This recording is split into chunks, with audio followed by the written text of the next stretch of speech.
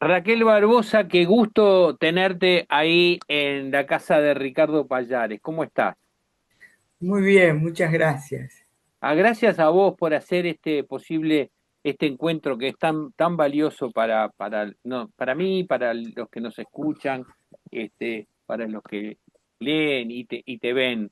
Eh, hablemos de este libro, de estas anchas avenidas y ¿Y tú qué? ¿Tu lápiz, tu tinta china, tu pluma? ¿Qué es cuál es tu Bueno, instrumento? en general yo trabajo con pluma y tinta china. Es la pluma que se usaba hace muchos años en la escuela, con la que aprendíamos a escribir con tinta, los veteranos. Ahora no sé cómo aprenden a escribir los chiquilines. Eh, Cuando empecé a trabajar se usaba una herramienta que se conoce como el plumín, que es una pluma muy delgada, pero a mí nunca me resultó apropiada hasta que di con estas plumas que solo se consiguen en alguna feria, son alemanas o inglesas, de acero, muy buenas, y yo tengo una colección. Es con eso con lo que trabajo, básicamente. Y a veces en alguna etapa trabajé con cañitas, con palitos, que tienen el riesgo de que la tinta se derrama. Pero a veces muchas veces utilizo la mancha aleatoria. Esa Es muy mancha. difícil, eso es muy difícil porque pasar de una mancha cualquiera a una mancha que se integre al dibujo, este, requiere mucha experiencia. Y también está el azar que interviene, ¿verdad? Cuando el azar te sorprende, ¿te asusta? Sí, porque no lo puedo repetir. Son cosas que en algunos dibujos que me resultaron apropiados, que me dejaron conformes, después volviendo para atrás, me pregunto cómo lo logré y me parece mentira. Pero bueno, hay que seguir trabajando y los resultados siempre son diferentes. La carga de ese plumín te dura un tiempo muy acotado, ¿no? Hay que mojar la pluma como, claro, hay que mojar la pluma como, no sé si tú usaste esas plumas para escribir. Claro, pero lo que veo que tu línea es muy continua, no se ve esa interrupción de carga. Sí, depende, claro. Hay algunos dibujos que son aparentemente un solo trazo. Sí, la pluma queda bastante cargada. Sí, sí. Eh, En algún momento hay que suspender, pero yo tengo algunos dibujos, eh, si tenemos oportunidad en otro momento, te los puedo mostrar y parecen un trazo único. Pero el asunto es así, el trazo tiene que ser muy rápido. No, ese trazo continuo es rápido, no se levanta la pluma del papel. Después, bueno, verás que en algunos dibujos hay un rayado muy fino y ahí sí se levanta la pluma. Pero cuando eh, aparecen meandros o espirales, vórtices, ahí la pluma hace su recorrido. Y no te entusiasmó, no te atrapó nunca el Rotring? empecé con eso, pero era más el trabajo de limpiar que el trabajo de dibujar. Son herramientas que usaban los estudiantes de arquitectura, los dibujantes, que yo creo que no usan más. Es una herramienta cara y la limpieza da un trabajo fenomenal. Empecé trabajando con eso y porque no me animaba, no era capaz de hacer un trazo fluido donde la línea se afinara y se hiciera más ancha naturalmente. Y eso lo podés lograr con herramientas más humildes, digamos, o con un palito, simplemente un palito. Los palitos de la brochette, con esa puntita, eso sirve para dibujar. Y hay que hacer rápido también. Ahí en ese caso el palito está mojado con la tinta y la tinta se resbala hacia el papel, ¿no? La pluma es distinto, con la pluma tenés efectos diferentes. Con la pluma también haces giros que permiten ampliar el trazo, el ancho de la Claro, línea. porque el, la pluma tiene dos puntitas que van juntas, pero si tú apoyas con más intensidad la pluma sobre el papel, esas puntitas se abren y entonces ese trazo finito se transforma en una especie de cinta. No sé si me explico. Clarísimo. ¿Hay algún dibujo ahí donde la pluma, a ver, te voy a decir cuál de los dibujos, en que yo incluso en el PowerPoint que creo que te mandé, eh, la, la, eh, en el tercer dibujo, que tiene una zona de colaje muy regular, eh, de ahí salen líneas continuas y con mucha fuerza, y entonces yo digo que parecen cintas, porque en el dibujo tienen como 3 milímetros de ancho. Después uno afloja la presión y la línea se vuelve bien delgada. A ver, mostrámelo. ¿Lo tenés a mano? Para Sí, ubicarlo después. a ver, ¿se ve? No, levanta un poquito más. Ahí. Ahí está, perfecto. Un poquito más, subilo. Ok. Hablemos ahora un poco de estos fondos, de interrupción de los blancos. De interrupción de los blancos, ¿en Muchos qué de, tu- sentido? muchos de tus dibujos tienen un fondo de color, unos planos de color. Sí, sí. Tienen unas aguadas o papeles. Yo uso, yo colecciono papeles transparentes o semitransparentes, eh, de paquetes, en fin, de distintos orígenes, de las viejas matrices, que se usa, que ahora ya tampoco son cosas que no se usan más. Y con esos papeles yo doy color, doy algo de color. Eh, es un trabajo bastante insólito. Recorto los papeles con una trinchetita que las voy haciendo como puntitos, voy marcando puntitos, y luego separo los papeles. Y después con un palito le coloco cascola en los bordes y luego los pego solamente en los bordes. Entonces queda una cosa muy delicada, con papeles pequeños, obviamente. Eh, Esa es una de las maneras de trabajar. Y si no, aguadas con nogalina mezclada con tinta, y nada más, nada más. En este caso no hay casi color, hay algunos toques de color nada más, que tienen que ver con la poesía de Ricardo. ¿La tinta que usás siempre es negra o trabajás también con algún sepia? Tinta china.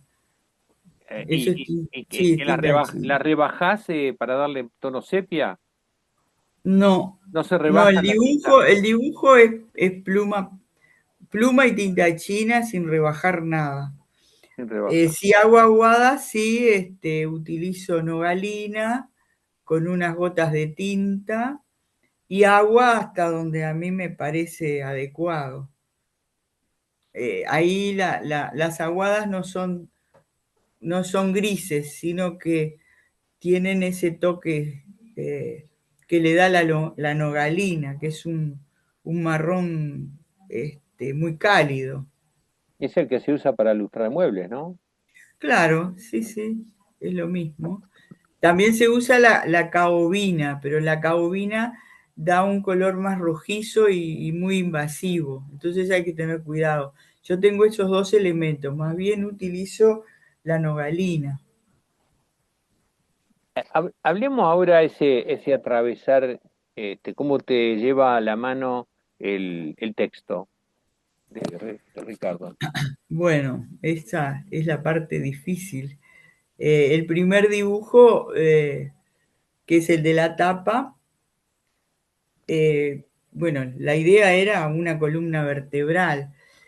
Eh, Te cuento un poquito lo de la tapa, después otros puntos que son más sugerentes. Aquí hay una cosa directa este fue un dibujo muy complejo que me obligó, como hago en otras oportunidades, a conocer cómo es una columna vertebral, ¿no?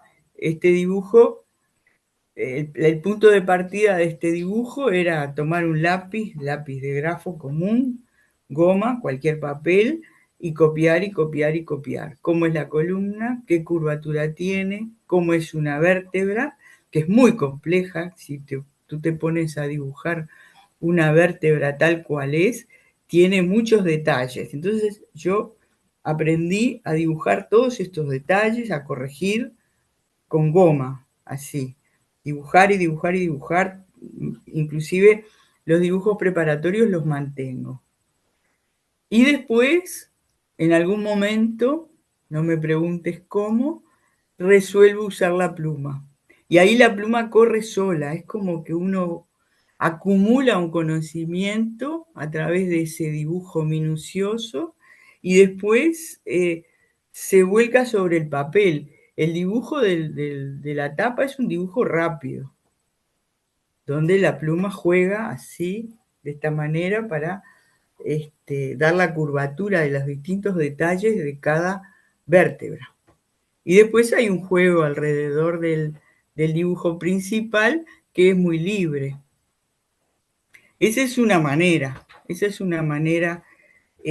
partiendo de un elemento de la realidad física, ¿no? Pero en otros casos, eh, por ejemplo, hay uno de los dibujos que tiene un rectángulo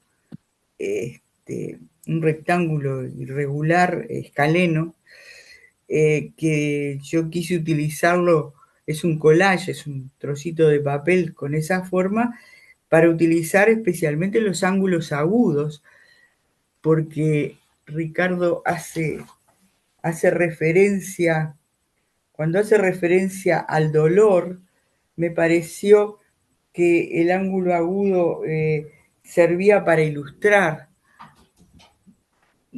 Hay varios elementos que me parece que yo utilicé.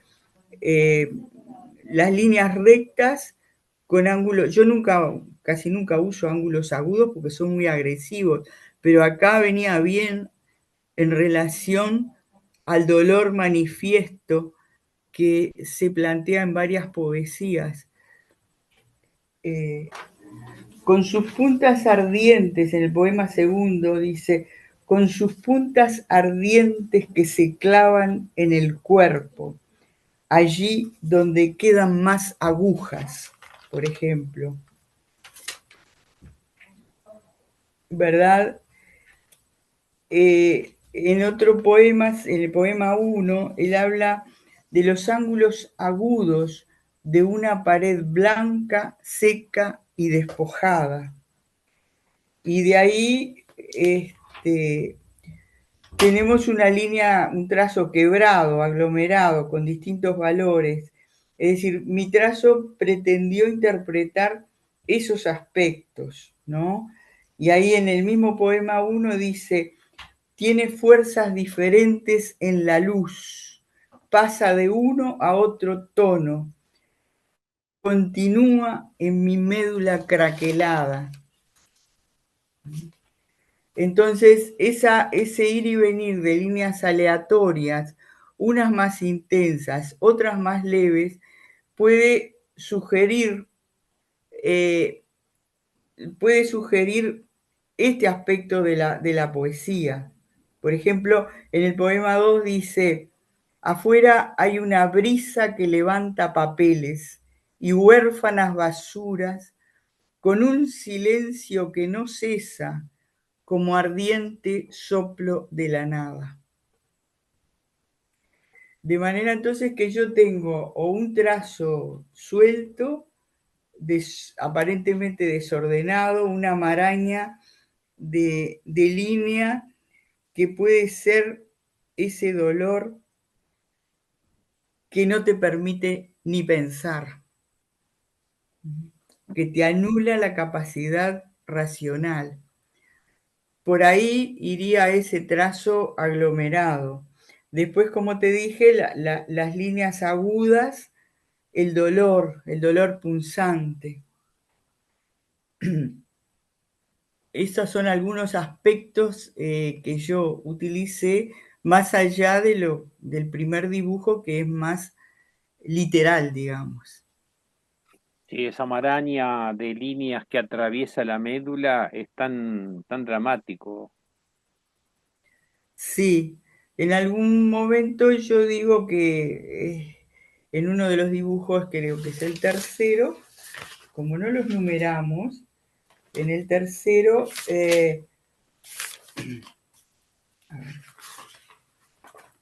hay una especie de avenida, bueno, yo pienso en una avenida, ¿no? Que es una franja oblicua, coloreada, y está cruzada por una vorágine de líneas A que verla, juegan ¿la tenés ahí? el tercer dibujo. A verla, A ver, ya te lo si no me lo pierdo. El tercer dibujo es este. A ver si lo ves. Un poquito para arriba. Ahí está, ok. Y eso para después ubicarlo y ¿Ves? poderlo. El dibujo, este dibujo el punto de partida, quizá, ya no me acuerdo con precisión, pero la idea era un trazo recto y un fondo también. Hay elementos que son para, digamos, para controlar esa línea suelta. ¿Mm? Digamos que hay dos cosas. Aquí en la zona central la pluma trabajó libremente. Y por ahí aparecen formas que el observador puede leer como a su gusto, digamos. Inclusive acá descubrí que hay como un gusanito. Y Ricardo habla de gusanos en alguno de sus poesías. Es decir, hay cosas que surgen sin haberlas pensado, ¿no? Eh, entonces, por un lado está la pluma libre y después ya la necesidad dibujística de darle un orden al dibujo, ¿no? Es decir, darle coherencia y la coherencia yo se la doy con alguna recta, casi siempre alguna recta que controla, ¿no? Que controla, que no deja escapar la línea. El dibujo tiene un orden interno, ahí yo salgo de la poesía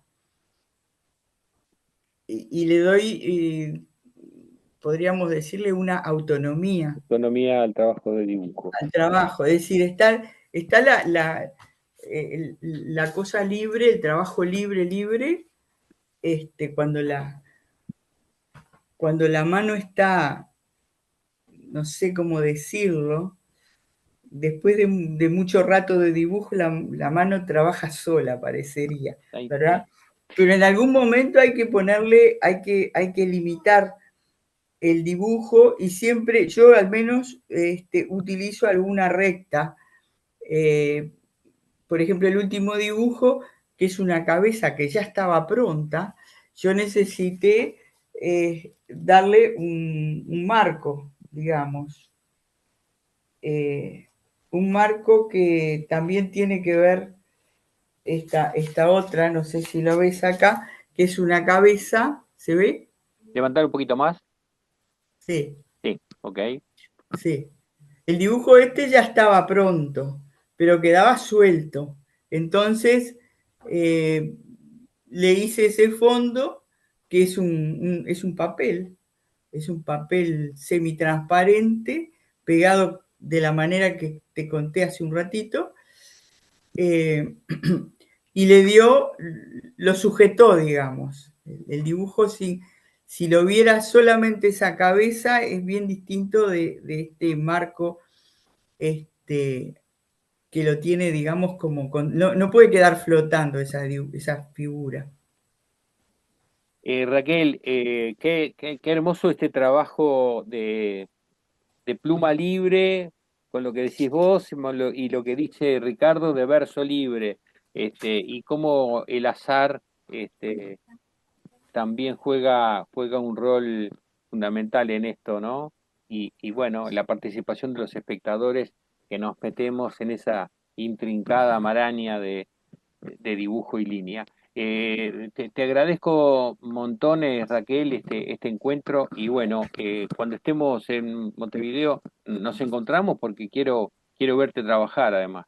Bueno, yo encantada de que vengas y además veas los originales, porque si bien estamos muy contentos con esta publicación, los originales tienen otra riqueza y además se ve la textura del papel y ahí podés tocar y ver cómo están pegados los pequeños papeles que yo incorporé.